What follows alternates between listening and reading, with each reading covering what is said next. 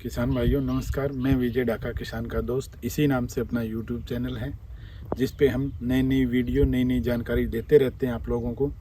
और आज जो दूसरा ये वीडियो मैं लेके आया हूँ, पहला वीडियो मैंने डाला था कि मिट्टी की जांच आप करवाएं। मिट्टी की जांच करवाने के बाद उसकी क्या रिपोर्ट बनी है। मोस्टली जो अपनी ज़मीनों में कमी होती है वो कार्बन की कमी होती है, और कार्बन की कमी के कारण हम भरपूर पैदा नहीं ले पाते। और भरपूर पैदा ना लेने के कारण क्योंकि अलग अलग न्यूट्रिएंट की कमी होती है। लेकिन आज हमने मिट्टी चेक करा ली है। पहले वीडियो में मैंने जिस प्रकार से आपको बताया, मिट्टी चेक कराने के बाद क्या है, दूसरा कर्तव्य जो आप किसान भाई का है वो है कि अपने ज़मीन की कार्बन की कमी पूरा करें। लेकिन मार्केट में मैं नहीं समझता कि ऐसा कोई प्रोडक्ट आता है जो हमारी एकदम से कार्बन की कमी को पूरा कर दे। लेकिन हाँ, किसान भाई के खुद के पास ऐसा प्रोडक्ट है जो बहुत बड़ी मात्रा में हमारी इस कमी को पूरा कर सकता है। जैसे आज आप ये खाद की जो ढेरियाँ देख रहे हो, ये मैं आज अपने एकड़ में खाद दे रहा हूँ क्योंकि कार्बन का लेवल जो यहाँ इस मिट्टी में था वो था मिनिमम जो होता है लेवल वो होता है 0.775। तो इससे मेरा और भी लो लेवल है। मैं मानता हूँ कि कार्बन की कमी यहाँ बहुत ज़्यादा है, और कार्बन कम से कम किसान के खेत में होना चाहिए 2.0। इससे ऊपर मैक्सिमम कितना भी हो, जिसमें क्या है कि हमारी लागत और खर्चा बचता रहेगा, पैदा बहुत अच्छी होगी। लेकिन अगर लो लेवल है तो हमारी पैदा के लिए हमें एक्स्ट्रा चीज़ें देनी पड़ेगी। और कार्बन जो होता है उसके मुख्य जो स्रोत होता है वो मैं मानता हूँ गोबर की खाद को। जो गोबर की खाद है यही कार्बन की कमी को धीरे धीरे सही लेकिन कंप्लीट करेगी। तो इसके ऊपर आज जो हम चर्चा कर रहे हैं, खाद मोस्टली किसान भाई क्या करते हैं कि कहीं से खाद को ख़रीद लिया, वो बिल्कुल कच्चा गोबर, और फटाक से ट्राली में लोड कराया और अपनी ज़मीन में डाल दिया और मिला दिया। मैं इसको बहुत ही गलत मानता हूँ किसान भाइयों।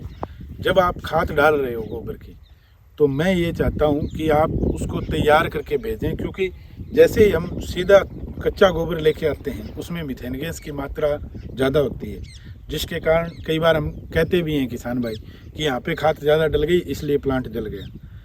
ये तो हो ही नहीं सकता कि हम जब गोबर की खाद दे रहे हैं तो प्लांट जल जाए। क्यों?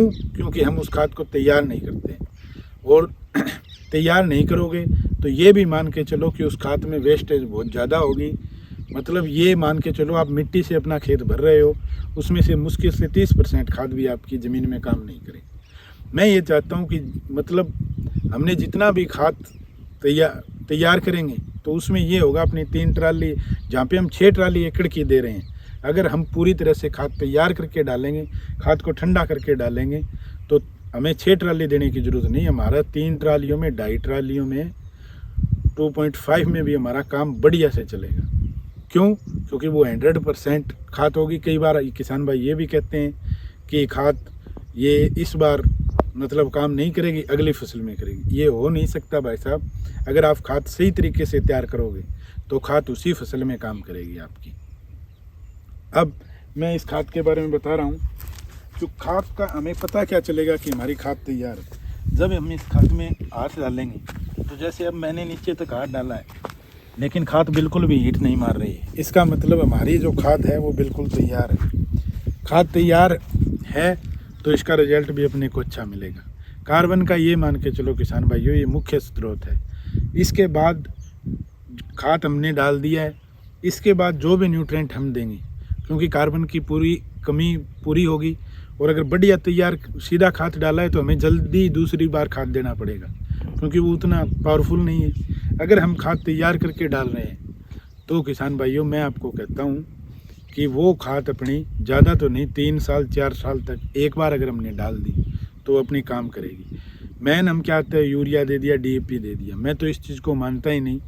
अगर आप गोबर की खाद दे रहे हो तो यूरिया DAP बहुत से न्यूट्रिएंट की ये हमारी कमी पूरी करेगी, क्योंकि ये एक ऐसा कार्बन का स्रोत है जिसके अंदर मतलब हर प्रकार का आपको न्यूट्रिएंट मिलेगा।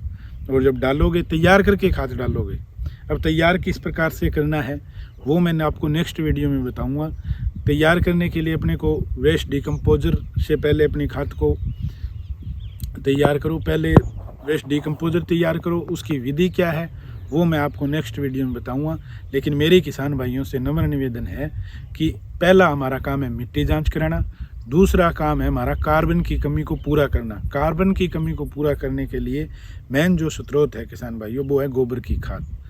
मैं उम्मीद करता हूँ कि बिजाई का ये समय है, आपके खाद पड़ी हुई होगी और आपने तैयार भी की होगी बहुत अच्छी तरीके से।